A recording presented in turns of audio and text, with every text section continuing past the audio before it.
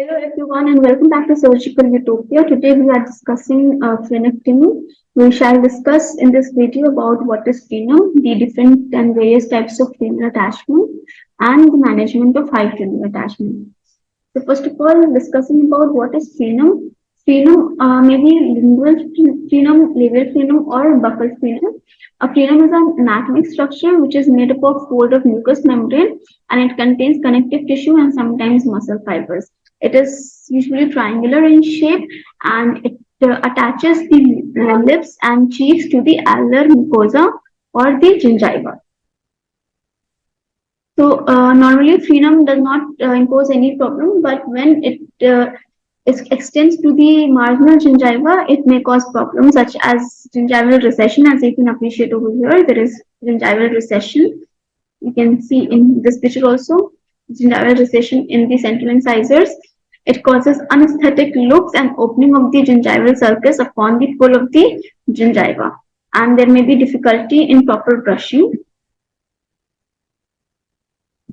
Along with there is formation of diastema and plaque and food accumulation, and if there is high frenal attachment, it may cause reoccurrence of periodontal and orthodontic treatment. So now development of the frenum in embryonic stage. It is an embryonic structure and it appears approximately at 3 months in vitreous. It is usually a tectolabial band connecting the tubercle of the upper lip to the palatine papilla. And the relocation of the frenum takes place with eruption of teeth and vertical growth of alveolar process. So it may seem with the growth that the frenal attachment has relocated to a more apical position, but that's not true. The frenum remains at the same position, but due to growth of the individual, the alveolar process, growth of the alveolar process in a vertical direction, the frenal attachment seems to have shifted in an apical direction. So a frenum structure is a dynamic, changeable, and subject to variation in shape, size, and position during different stages of growth and development. As Taylor in 1939, he observed that the coronal attachment of frenum with diastema was present in 98% of cases belonging to age group of 6 to 7 years old, and it reduced to 7% of in children with 12 to 18-year-old children. So initially, when the individuals are young, the coronal attachment of frenum was seen in 98% of cases. But when the children grew up till the age of 12 to 18 years, the high frenal attachment or coronal frenal attachment was only observed in 7% of individuals. So this proved that as the children grow, the frenum will, because of the growth of the alveolar process, the frenum appears to have shifted in more apical direction. Now coming to the types of frenum, it can be divided according to the level of attachment. So first type is mucosal frenal attachment. This frenal attachment classification was given in 1974, and mucosal frenal attachment is normal frenal attachment where the frenum is attached at the mucogingival junction. So this type of frenal attachment is considered to be the normal attachment. Now, if the frenum is attached to the attached gingiva present on the alveolar mucosa, it is called as gingival frenal attachment, which is considered to be high frenal attachment. So when the frenum is attached at the mucogingival junction, then it is considered as mucosal attachment, and this is considered as normal. But if it is attached to the attached gingiva of the mucosa, alveolar mucosa, then it is gingival frenal attachment.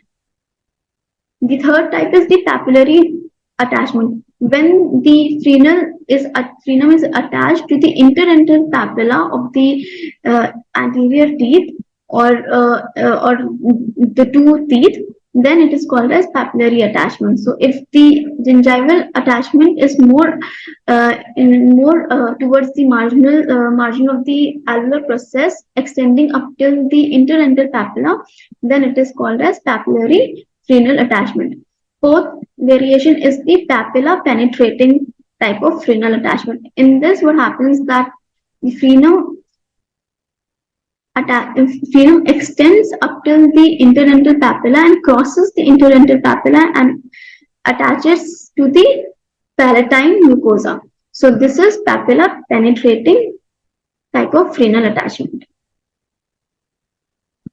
Now, on the basis of anomalies and variation in shape, Swerin in 1971 classified frenal attachment into various types.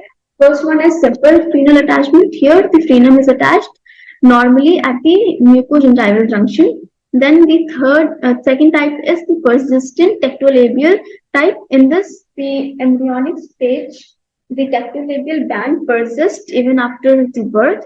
The third type is the simple and appendix type of frenal attachment. In this, there is a lateral extension of the frenum on the lateral side. This is called as simple appendix type of frenal attachment. In this, the frenum is attached at the mucogingival junction, but there is an lateral extension, something which appears like an appendix on the lateral side. The fourth one is simple frenum with nodule. So there is frenum is attached at the mucogingival junction, but there is slight nodular formation on the lateral side. Then the fifth type is the double frenum. In this, there are two extensions or two attachments of single frenum on the gingiva or on the alveolar mucosa. Then there is frenum with nicum present. So there is groove present on the frenal attachment, and this is the sixth type of frenal attachment. The seventh type is the bifid frenal attachment. The frenum is divided into two, and both the ends are attached to the mucosa of the alveolar mucosa. So, frenal attachment, these variations can be present as single, or two or more variations can also be found in the same patient at the same time. Now, surgical management, there are different criteria. First one is that no attempt of surgical management should be done for a patient or for children before 12 years. So under 12 years age, no surgical management for frenal attachment should be given. And only if clinical sign is present, then frenal attachment can be, high frenal attachment should be treated surgically. So Archers in 1961 gave this extensive surgical method for management, which has become obsolete because it resulted into complete loss of interdental papilla. It gave anesthetic look, and there was more scar formation, and this delayed the tooth movement, resulting in orthodontic conditions, orthodontic anomalies.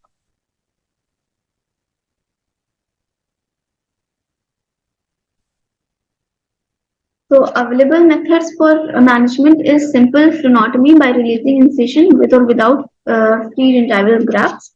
Then Edward gave surgical management of frenectomy in 1970. Then frenectomy with Z-plasty incision can be done, and frenectomy combined with lateral positioned pedicled graft, that is through Myer's technique, can also be done. So these are the armamentariums required. We need a dissecting scissor, then a scalpel with blade, scalpel and a BP handle and with blade, and then we need needle and suture.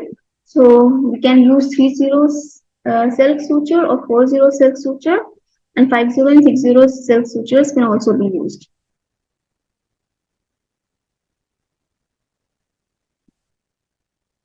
So here there is simple frenectomy by releasing incision. So in this method, what we do is we simply give a releasing incision and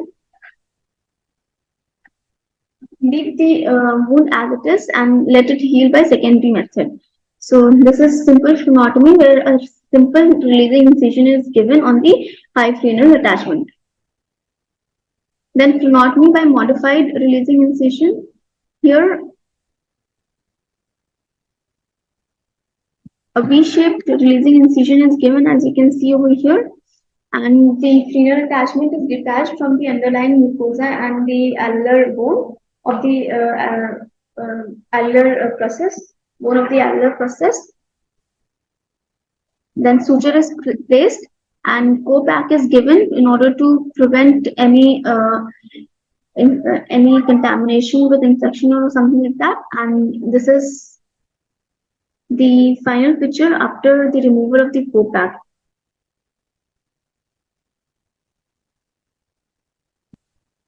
So this was the high frenal attachment causing gingival recession, as you can see over here. And this is the final result after healing has been done. And you can see that the high frenal attachment has been released. Now frenectomy by combined with free gingival graft. In this, you can see over here, releasing incision is given and the frenal attachment has been dissected and detached from the underlying alveolar bone and the mucosa. And then free gingival graft is taken from the palatal region, in the posterior palatal region. This free gingival graft is then sutured. So here is the free gingival graft in this picture, and this is the donor site, which will heal eventually by secondary intention. And dissection of the releasing incision of the high frenal attachment was given, and dissection was done. And then the free gingival graft was positioned, and it was secured at the required position by silk suture, 30 silk suture. See over here, if you can, the more clarity is present. The graft is sutured to the adjacent healthy tissue, and then a membrane is placed, and a co-pack is given for 7 to 10 days, and the co-pack is given on the donor site as well for letting it heal without any contamination or infection. Then frenectomy with hemostat. In here, what is done? A V incision is given. As you can see, this is high frenal attachment. This is the gingival type of frenal attachment, which is attached. The frenum is attached to the attached gingiva of the alveolar process. So a V type of incision is given, and then it is the frenum is held with the help of a hemostat, and it is detached from the apical attachment. And here you can see the frenum has been totally dissected and removed. Then a 30 silk suture is placed in order to close the wound, and this is the final picture after the healing has been done.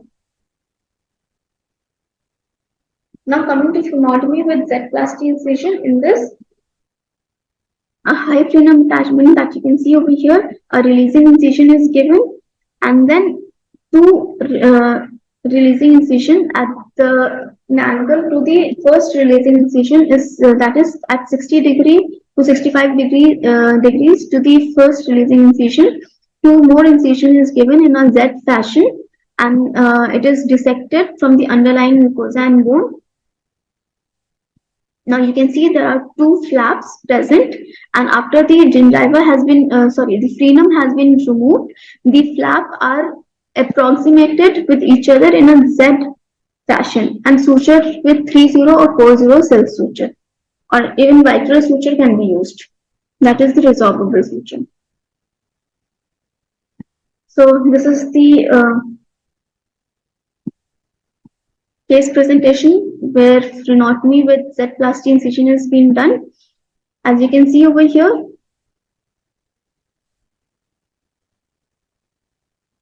a releasing incision was given, and then releasing incision in Z pattern was given at an angulation to the first incision.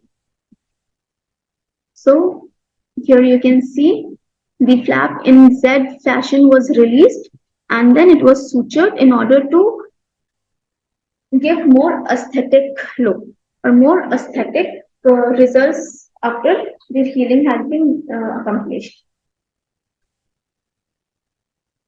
So indication for Z-plasty is that it is done in hypertrophic frenal attachment with low insertion which is associated with interincisor diastema formation, as you can see in this picture. And it is also in case where the short vestibule is present. So the length of frenum was incised with scalpel, and the submucosal tissue was dissected beyond the base of each flap by using the fine tissue forceps.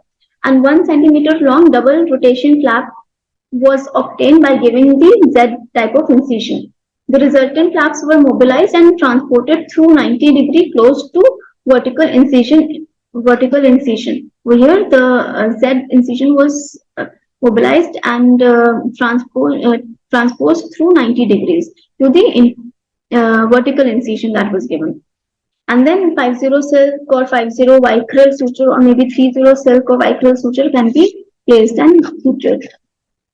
And healing will happen with primary intention. So advantages of Edwards frenectomy method, that there is no loss of interdental papilla, and exposure of bone resulting into scar is minimal. After destruction, formation of new transseptal fibers occurs, and natural post orthodontic retainer can also be placed. Now, the frenectomy or frenectomy with Myer's technique, which is also called as laterally positioned pedicle graft technique. So, what happens in this is, it is indicated first of all in the post-orthodontic diastema cases. So after the patient has been treated orthodontically and there is presence of diastema, then frenectomy combined with laterally positioned pedicle flap technique or graft technique, that is Myer's technique, can be done. In this, a horizontal incision is given to separate the frenum from the interdental papilla. Right, over here the horizontal incision is given, and then the excision of the frenum and the exposure of the labial alveolar bone in the midline is done, as you can see over here. Then laterally positioned pedicle flap is taken to obtain primary closure across the midline. So over here, another vertical incision is given laterally to the midline vertical incision, and the flap is positioned towards the midline and it is sutured. Over here, as you can see, the pedicle flap is positioned towards the midline and it is sutured with the in the midline region with the help of 50 vicryl or 50 silk suture. And then there is a lateral window which persists, and this will heal by secondary intention, whereas in the midline the healing will occur through primary intention. So as you can see, after closure has been done, then a co-pack is placed in order to prevent any infection, and so that the uneventful healing occurs. And the sutured area over here will heal by primary intention, whereas the lateral window that you see over here, after the pedicle flap is moved towards the midline, then this region is going to heal by secondary intention. So by this procedure, there is no loss of interdental papilla, and the attached gingiva to the above interdental papilla remains. There is no scar formation above interdental papilla, and no resection of the transseptal fibers is required. So these were the few methods by which high frenal attachment can be managed. The first one was the simple frenectomy, where a single releasing incision was given on the frenum, and it was left like that after suturing, and it healed. But because of that procedure, there was loss of interdental papilla. There was that was anesthetic, and hence other authors came up with different techniques such as VY-plasty technique, then Edwards technique who gave Z-plasty technique, and then Myer's technique, in which laterally positioned pedicle flap was used. And there was another technique in which we used non-pedicled graft from the palate region for healing of the region at the high frenal attachment. Right. So this was about the type of frenal attachments, their management. I hope this video helped you gained some information regarding hyperinal attachments and frenectomy, and it was enlightening for you. We will come up with another video with another topic in the next lecture. So until then, goodbye. And you may also ask for any other procedure if you want a detailed explanation of any surgical procedure regarding any Myers technique or Zeplasty. We can take up that in a separate video. So do comment in the comment section if you want any other detailed explanation regarding any topic relating to frenectomy. For now, this is the end of the video, and we shall see you in the next lecture ahead. Thank you.